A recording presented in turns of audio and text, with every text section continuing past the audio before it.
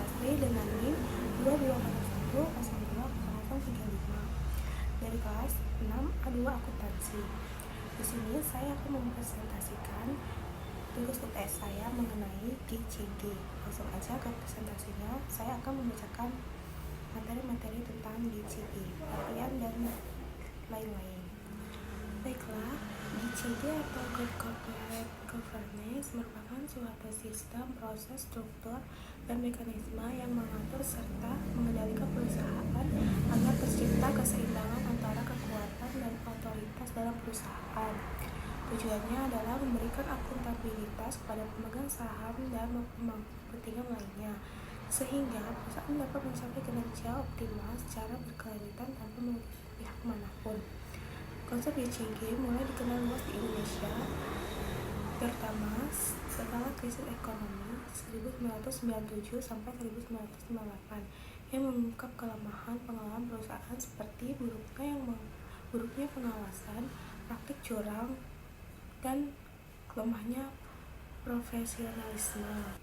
Baiklah, di sini bisa kita lihat pengertian GCG yang sudah saya jelaskan di awal tadi, sama saja seperti ini. Dan di sini ada prinsip-prinsip GCG berdasarkan Peraturan Menteri Negara Badan Usaha Milik Negara Nomor PER01-MBU-2011. Yang pertama, transparansi, yaitu keterbukaan dalam melaksanakan proses pengambilan keputusan dan keterbukaan dalam menggunakan informasi material dan relevan mengenai perusahaan. Yang kedua, akuntabilitas, itu kejelasan fungsi, pelaksanaan dan pertanggungjawaban untuk sehingga pengelolaan perusahaan terlaksana secara efektif. Yang ketiga, pertanggungjawaban, yaitu kesesuaian di dalam pengelolaan perusahaan terhadap peraturan perundang-undangan dan prinsip-prinsip korporasi yang sehat. Dan yang selanjutnya kalian bisa baca di PPT berikut. Ada juga prinsip-prinsip GCG yang berasal dari prinsip-prinsip yang telah diterapkan di lingkungan pemerintahan baik di pusat maupun di daerah. Sedarmayanti 2007 menguraikan ada 4 prinsip utama dalam mewujudkan GCG atau kepemerintahan yang baik. Yang pertama, akuntabilitas, adanya kewajiban bagi aparatur pemerintah untuk bertindak selaku penanggung jawab dan penanggung gugat atas segala tindakan dan kebijakan yang diterapkannya. Yang kedua, transparansi, pemerintahan yang baik akan bersifat transparan terhadap rakyatnya, baik di tingkat pusat maupun daerah.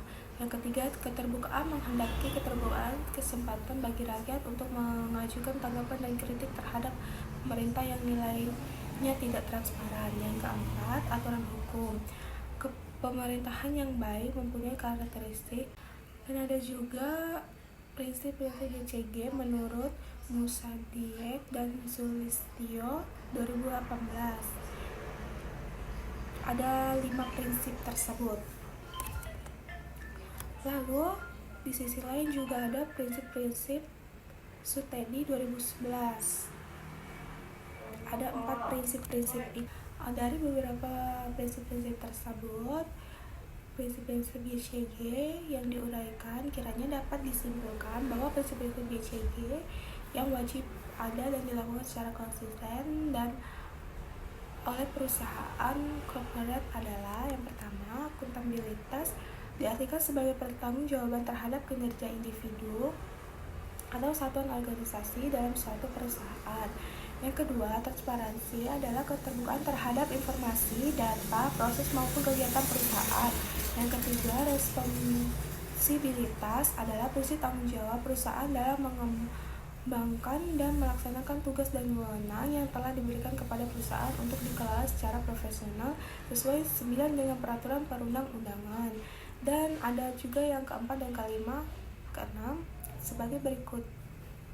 Dan ada tujuan prinsip-prinsip GCG menurut Checker et al. 2003 menyatakan bahwa pelaksanaan prinsip-prinsip GCG ditujukan untuk mencapai hal-hal berikut.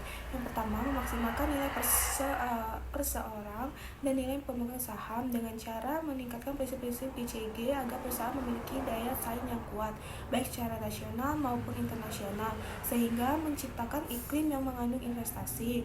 Yang kedua, mendorong pengelolaan persediaan secara profesional. Yang ketiga, ketiga, mendorong agar pemegang saham, anggota dewan direksi, dan dewan komisaris dalam membuat keputusan dan menjalankan tindakan berlandasi moral yang tinggi dan kepatuhan terhadap peraturan perundang-undangan yang berlaku, serta kesadaran dengan adanya tanggung jawab sosial perseorangan terhadap pihak yang berkepentingan maupun kelestarian lingkungan. Ada juga manfaat prinsip-prinsip GCG. Pada hakikatnya, prinsip-prinsip GCG sangat bermanfaat dalam meningkatkan kinerja dan produktivitas perusahaan. Menurut Newell dan Wilson 2002, secara teoritis, prinsip-prinsip GCG dapat meningkatkan nilai perusahaan, meningkatkan kinerja keuangan, mengurangi risiko yang mungkin dilakukan oleh dewan pengurus dengan keputusan-keputusan yang menguntungkan diri sendiri. Secara umum, meningkatkan kepercayaan investor. Baiklah, kesimpulan dari presentasi tentang GCG ini, prinsip-prinsip GCG merupakan kerangka dasar yang penting bagi pengelolaan perusahaan untuk memastikan transparansi, akuntabilitas, dan tanggung jawab kepada semua pemangku kepentingan. GCG bertujuan untuk meningkatkan nilai perusahaan sekaligus melindungi hak-hak pemegang saham dan stakeholder lainnya. Penerapan prinsip-prinsip ini tidak hanya meningkatkan kinerja keuangan perusahaan, tetapi juga membangun kepercayaan masyarakat dan investor, menciptakan iklim bisnis yang sehat, dan mendukung keberlanjutan perusahaan dalam jangka panjang. Dengan demikian, GCG menjadi faktor kunci dalam menciptakan organisasi yang beretika dan bertanggung jawab dalam menjalankan kegiatan bisnisnya. Baiklah, itu saja yang bisa saya jelaskan tentang GCG. Kurang dan lebih saya mohon maaf. Saya akhiri. Wassalamualaikum warahmatullahi wabarakatuh.